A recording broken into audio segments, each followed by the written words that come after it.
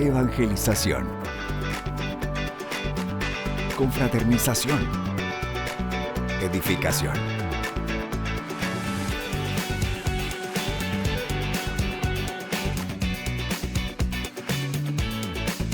Únete a los que cambian el mundo, una persona a la vez, en La Guía Juvenil.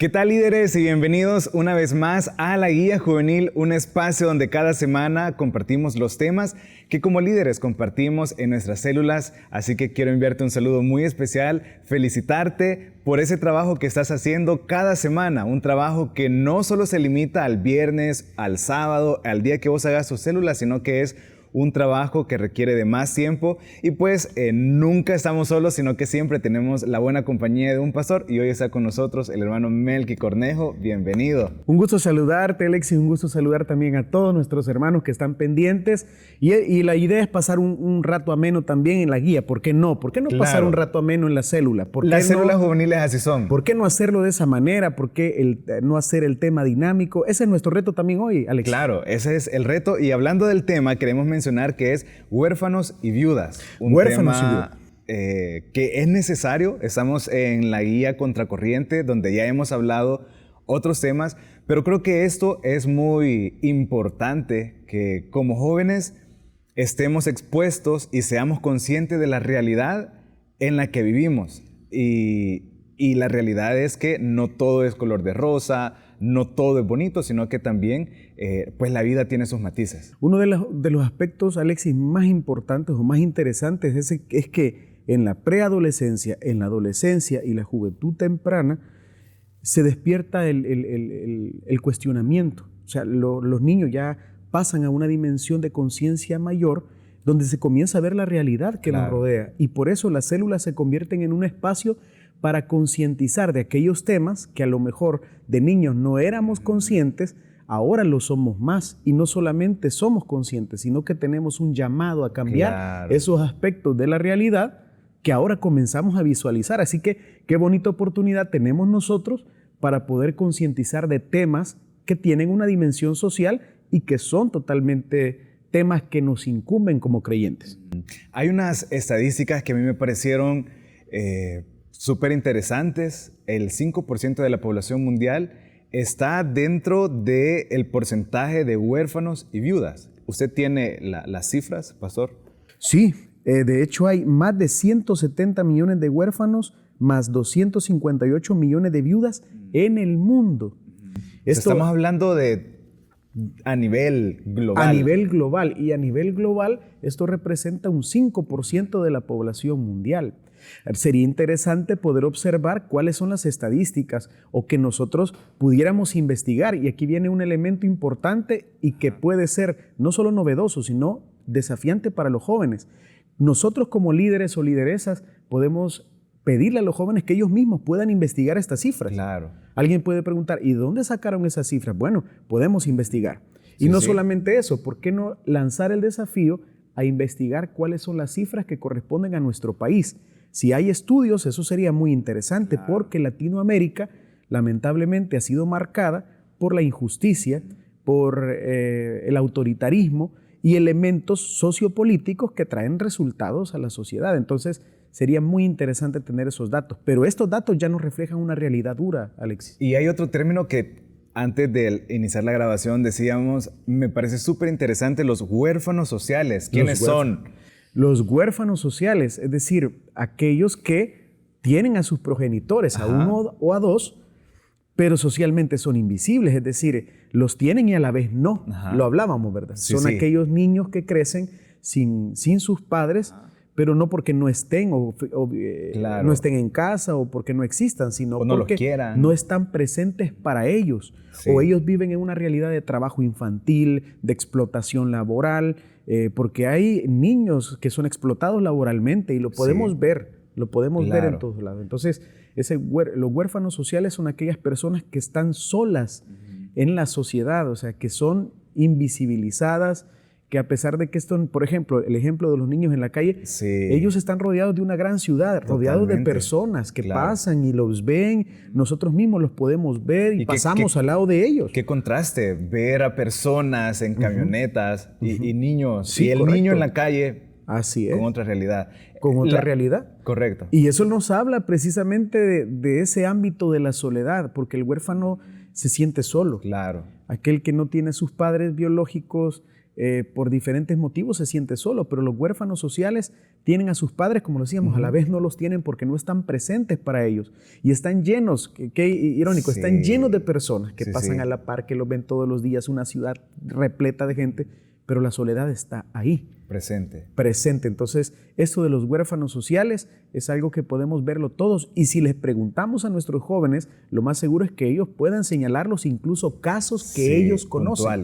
Puntuales. Es una realidad. Es una realidad y la palabra de Dios siempre tiene algo que decirnos. La palabra de Dios siempre toca todos los temas de la sociedad, de la cultura. Y en Isaías tenemos la base bíblica para la enseñanza de esa semana, que invitamos, como siempre, a los líderes a que no solo lean los 2 versículos que vamos a tener ahora, sino que tengan un contexto más amplio. Y es un contexto muy duro. Así es. Y que están familiarizados porque de eso se estuvo hablando en las guías anteriores, sobre Judá, los reyes, qué estaba pasando. Pero ahora vamos a centrarnos en los huérfanos y las viudas y vamos a la porción. Vamos a la porción y lo que hicimos hoy junto con Alexis lo podemos hacer en la célula. Podemos iniciar con la introducción y luego ir al pasaje. Claro. Es decir, acabamos de introducir el tema, concientizamos a las personas del mismo, pero ahora vamos a ver qué dice la Biblia. Correcto. Así que eso por si alguien se preguntaba, porque alguien dice, no leyeron la porción al inicio. No, eso Estábamos- es algo que se Estábamos en puede la hacer así. introducción, estábamos en la sección de para comenzar, pero la base bíblica está en Isaías. Isaías capítulo 1, versículos 16 y 17. La versión NBI dice de la siguiente manera: lávense, límpiense, aparten de mi vista sus obras malvadas, dejen de hacer el mal, aprendan a hacer el bien, busquen la justicia y restituyan al oprimido, aboguen por el huérfano y defiendan a la viuda. Este es el pasaje que leemos y pertenece al profeta Isaías. Y lo que mencionabas, Alexis, Sí. realmente el profetismo en Israel tiene un propósito mucho más amplio o mucho más complejo, o mejor dicho, mucho más íntegro de lo que parece. Ok. Cuando nosotros escuchamos la palabra profeta, nos imaginamos a alguien que adivine el futuro. Sí. Y eso está muy, muy insertado incluso en mucha de la mentalidad, a veces evangélica, Sí, sí. ¿verdad? Hay personas que van a buscar a líderes evangélicos para que les adivinen si van a tener esto o Y no. no falta aquel que se aprovecha, el oportunista, correcto. que en nombre de Dios dice, el Señor dice Y esto. llegan las personas, mire, por ejemplo, ¿y me va a dar la visa sí o no? Dígame Uy. usted.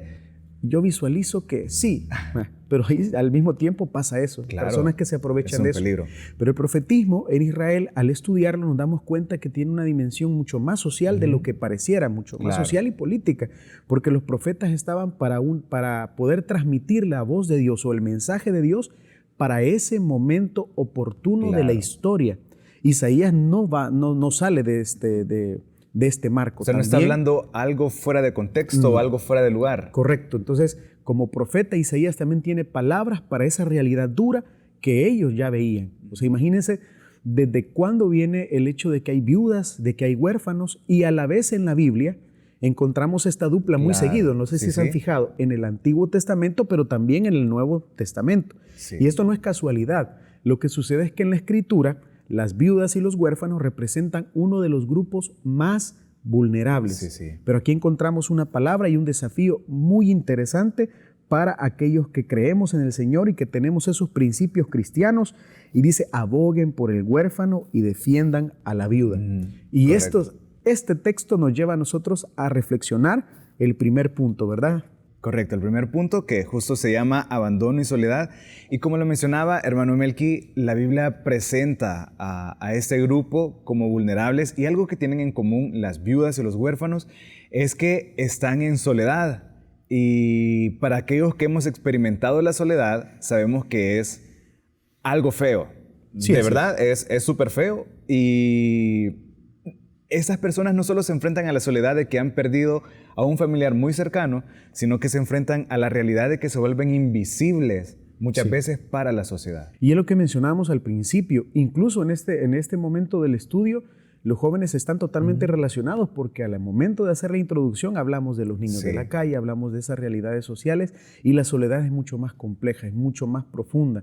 Y exactamente todos los que hemos experimentado soledad, sabemos que incluso podemos estar en casa rodeados de gente. En una fiesta. En una fiesta, pero estar solos.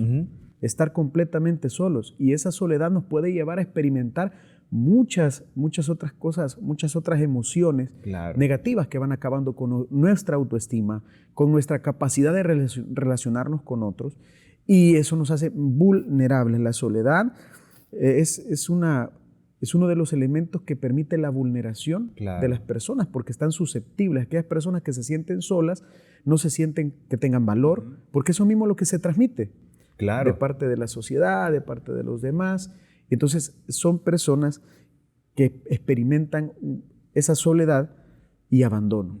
Son palabras muy fuertes, pero que muchos han experimentado. Correcto. Sin duda, en el lugar donde nosotros hacemos nuestras células infantiles, hemos visto y hemos experimentado la soledad propia o la de otros. Correcto. Así que un elemento muy importante en este tema es que nos pongamos en los zapatos del otro. Ser empáticos. Ser empáticos. Y si hacemos un ejercicio, hermano Melqui, creo que encontraríamos, justo como se lo dice, cerca de nuestras casas, cerca de donde nosotros vivimos, a personas, a niños que son huérfanos, a mujeres viudas. Yo creo que como cristianos deberíamos de estar expuestos, hermano, a asilos, a orfanatos y darnos cuenta de la realidad, porque muchas veces también nosotros vivimos otras realidades. Así es. Pero también se vuelve la oportunidad para que a través de nuestras acciones las personas vean a Dios, y tener a huérfanos y a tener a viudas cerca se vuelve la oportunidad de Dios para que nosotros sirvamos y seamos de bendición a estas personas. El llamado es a no cerrar nuestros ojos ante esa necesidad. Que las estadísticas que mencionamos al principio no sean solo números para nosotros. Suenan interesantes. Que no solo sea un dato de célula. Que no solo sea un dato, sino que esto nos abra los ojos para saber que nosotros podemos hacer algo, que estamos en este mundo para poder marcar la diferencia. Probablemente incluso para aquellos que están en el poder o aquellos que tienen la capacidad de crear leyes o hacer algo por ellos, no lo hacen. Entonces, eso no quiere decir que yo no pueda hacer algo. Correcto. Yo voy en contra de la corriente porque mi fe me llama no solamente a verlos, sino a hacer algo por ellos, lo que esté en mis manos. Estas personas que están en situación de abandono, viudas o viudos también, porque no podemos dejar de lado esa realidad de los viudos. Y los huérfanos son personas que sin duda necesitan conocer el amor de Dios. Y eso es lo que nosotros somos llamados a demostrar todos los días. No solamente en un culto, no solamente, estamos en la célula, excelente, pero al salir de la misma tenemos ese gran desafío de ya no cerrar nuestros ojos y ver esto como un dato frío, o como un dato que nunca cambia, o como un dato que no me corresponde a mí, sino que empezar a tomar esa responsabilidad que no solo tengo que verlo, tengo que hacer algo. La pregunta será, ¿los jóvenes pueden hacer algo?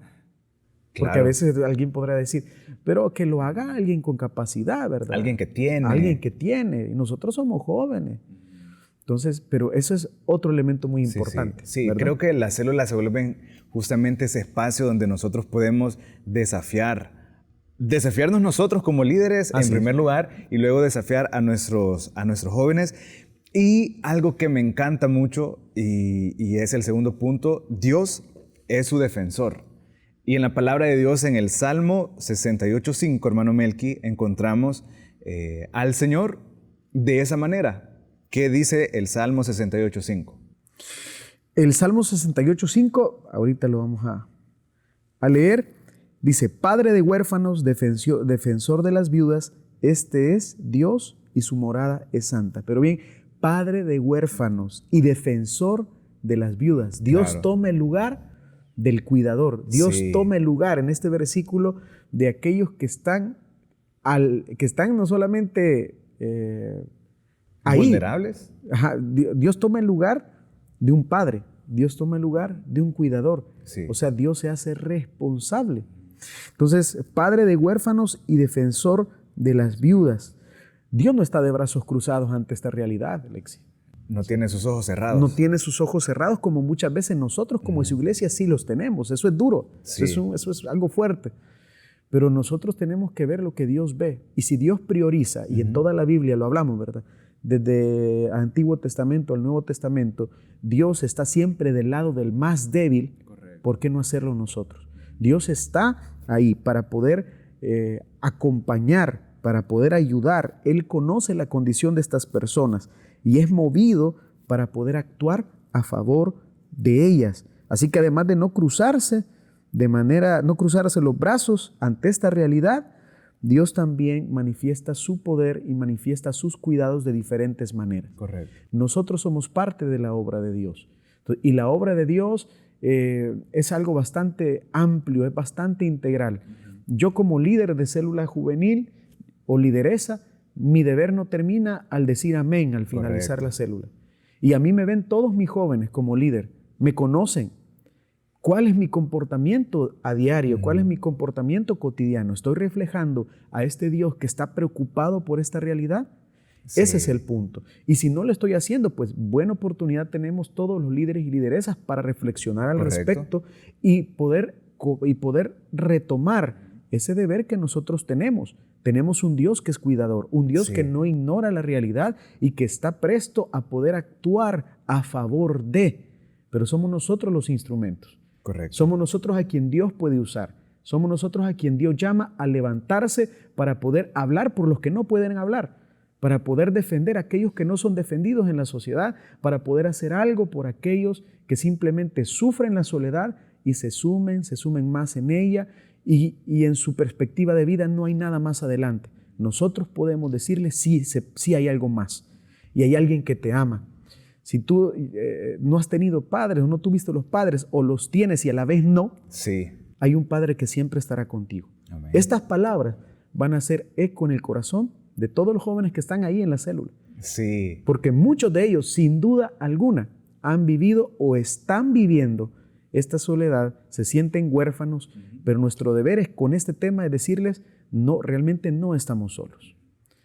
Correcto. ¿Verdad? Y lo bueno de todo esto, hermano Melqui, es que vemos que Dios no tiene favoritos, pero de alguna manera, como le hemos leído, es el defensor. Entonces, en la mente de Dios siempre están esas personas. Siempre en el corazón de Dios siempre están esas personas. Y como la misma palabra lo dice, vemos que no hay justos desamparados. Y entonces, si nosotros nos volvemos las manos, los pies de Dios, al llevar ayuda, al estar pendiente de esas personas, pues entonces ellos creerán aún más en que el Dios que nosotros tenemos, al Dios que nosotros profesamos, es real en las vidas. Es real, totalmente de acuerdo. Las personas, hay preguntas muy comunes entre la juventud y dicen, bueno, y si Dios es tan bueno, ¿por qué permite que existan ellos? ¿Verdad? Sí. ¿Por qué entonces yo veo niños en la calle? Allá donde yo vivo veo 2 niños que pasan ahí que en la calle pidiendo comida. O sea, ¿por qué Dios lo permite? Es que hay una clara realidad. El pecado ha corrompido al ser, corrompió toda la integridad y la plenitud que Dios pretendía para el ser humano, es corrompida por el pecado. Y todo lo que vemos es en realidad el resultado del mismo. Y es para eso que hemos sido llamados nosotros, para que nosotros comencemos a luchar. Precisamente el punto número 3 de la enseñanza nos hace el llamado claro.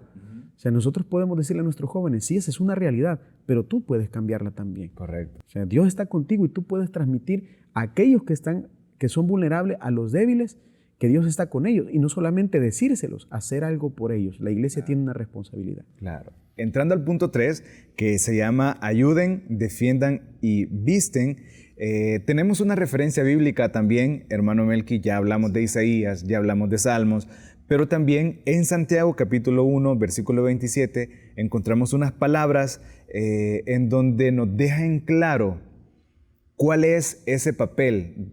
Ya lo hemos estado mencionando nosotros acá en esa conversación que hemos estado teniendo, pero para tener más claro nuestro rol, ¿por qué no leer Santiago capítulo 1, versículo 27. Correcto, me gustaría leer la versión NTV. Ok. Dice, la religión pura y verdadera a los ojos de Dios Padre consiste en ocuparse de los huérfanos y de las viudas en sus aflicciones y no dejar que el mundo te corrompa.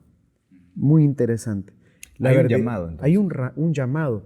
Una de las cosas que nosotros transmitimos a través de las células es que Dios es más allá que una religión que exige reglas. Correcto. Sino que la verdadera religión, o la religión como dice acá, pura y verdadera, o sea, aquello que realmente vale la pena, es aquello que nosotros hacemos por el más necesitado. Correcto. Cuando nosotros entendemos el llamado de Dios, y esa es una pregunta muy interesante, ¿hemos entendido el llamado de Dios?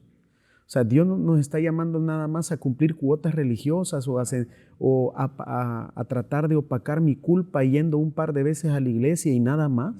¿O el llamado de Dios es mucho más amplio o es mucho más desafiante de lo que pensamos? Yo creo que sí. Yo creo que Dios nos está haciendo el llamado a que vivamos esa religión verdadera, como lo dice acá. Es decir, aquello que realmente importa, aquello que realmente vale la pena, es poder ocuparse de aquello de lo que Dios está preocupado.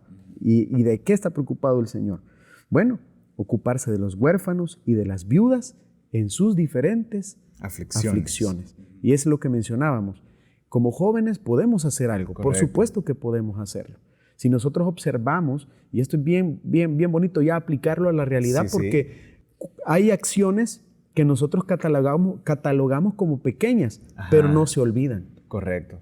Entonces, ¿cuántas de estas acciones nosotros tenemos al día y no sabemos que estamos impactando la vida de alguien huérfano o de una viuda, ayudándole con algo en casa o preguntándole si necesita algo? Y puede ser algo muy insignificante a los ojos de los demás. Correcto. Pero no sabemos cómo podemos estar cambiando la realidad de otros con estas acciones que están demostrando el amor de Dios. Sí. Quizás no tengamos algo a la mano o no podemos llegar con una cantidad... Una despensa completa.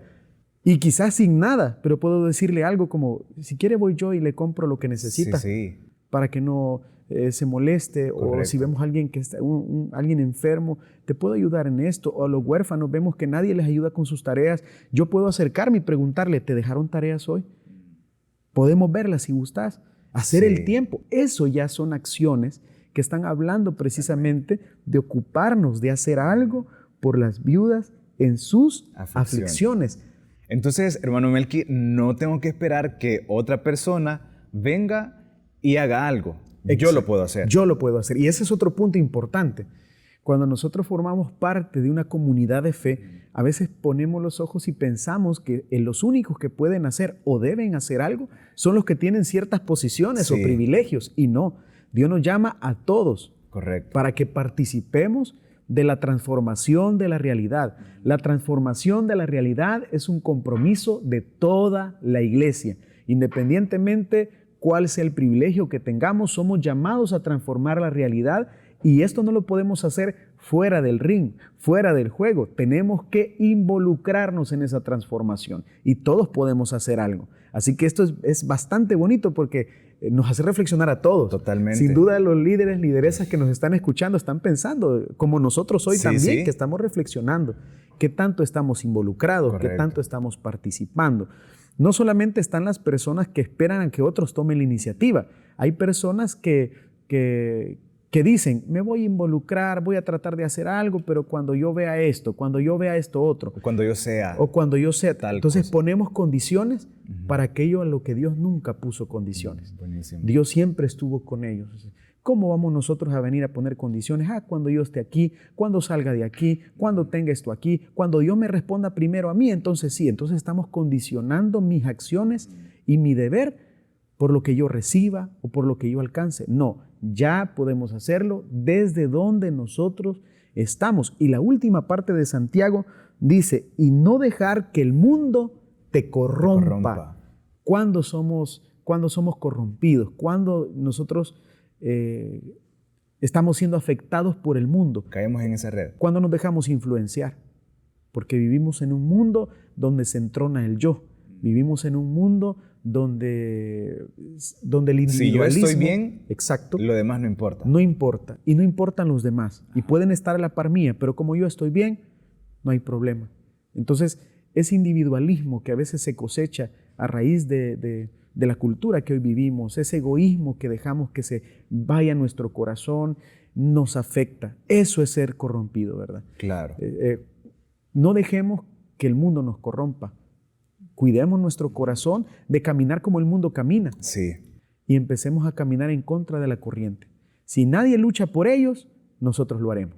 Si nadie va por ellos, nosotros vamos por ellos. Si ellos no pueden hablar o no son invisibilizados, nosotros hablaremos por ellos. Sí. Porque es nuestro deber también velar porque la justicia los vea.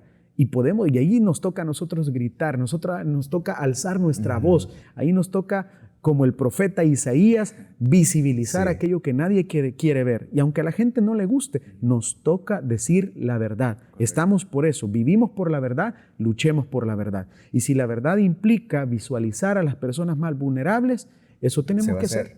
Correcto, se va a hacer. Y esto nos lleva ya a la aplicación, hermano Melqui, en donde se menciona un aspecto muy importante. Y justamente aquellas personas que se han contaminado, que se han dejado contaminar por el mundo, son personas de corazón duro que no ayudan a los demás. Así. Entonces tenemos que dejar una reflexión en los jóvenes, en los adolescentes, y cómo podemos concluir esa enseñanza. De la manera, bueno, como lo mencionábamos, ocurre algo con la juventud, con la adolescencia, con la preadolescencia, hacemos ídolos fácilmente, entronamos fácilmente perfiles, pero realmente a veces los perfiles que entronamos, a las personas que seguimos en redes, realmente no lo hacemos porque ellos estén demostrando estar haciendo algo por alguien, sino por otras cosas. Claro.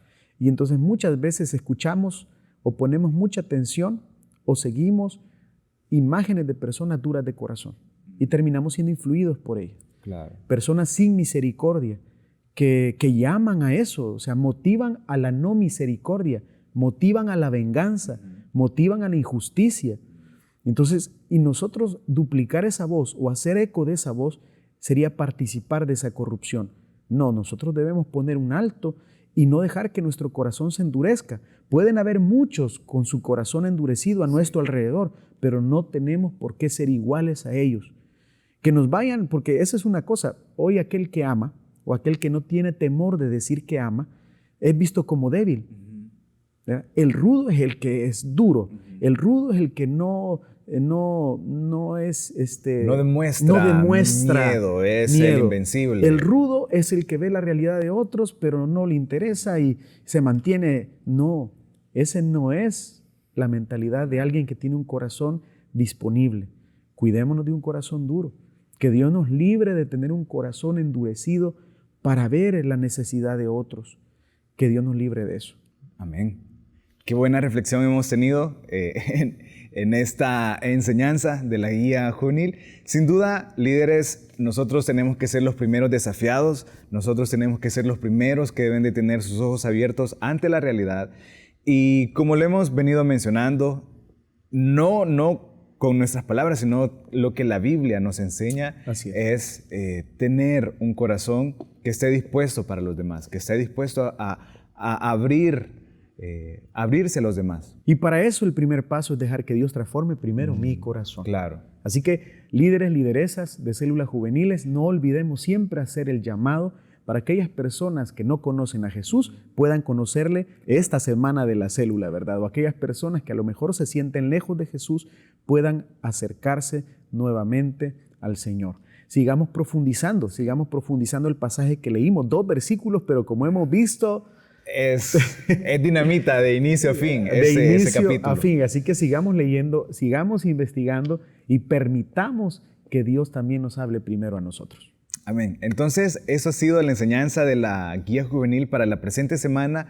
Estamos casi por llegar a la mitad de este trimestre, así que pues queremos animarlos para que sigan adelante y líderes confíen en la gente que tienen a su cargo, deleguen privilegios, salgan a invitar y llévense a otro grupito, porque está comprobado como uno de los temas de la Ruta del Líder que las personas que no conocen de Dios, entre más expuestos están a creyentes, a personas cristianas, ellos se ven interesados. Así es, seamos influencia, trabajemos, esforcémonos. Si alguien va a ir y nos ha dicho que va a ir a la célula, pero solo si estamos ahí afuera esperando, entonces hay que ir. Claro. La célula puede ser a las 7 de la noche, pero el trabajo de nosotros inicia quizás desde las 5 de la tarde, desde que comenzamos a enviar al grupo los mensajes. Sí. Así que hagamos ese trabajo con amor y dejémonos apasionar por nuestra juventud. Amén. Así que esa ha sido la guía juvenil para esta semana. Un gusto. Y primero Dios, nos seguimos viendo en más de estas lecciones de la guía juvenil. Gracias, hermano. Amén. Gracias a ti, Alex.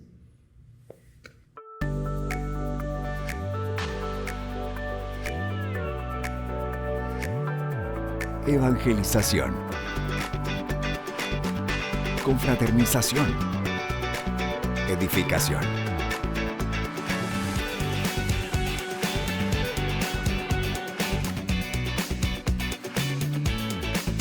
Únete a los que cambian el mundo, una persona a la vez, en La Guía Juvenil.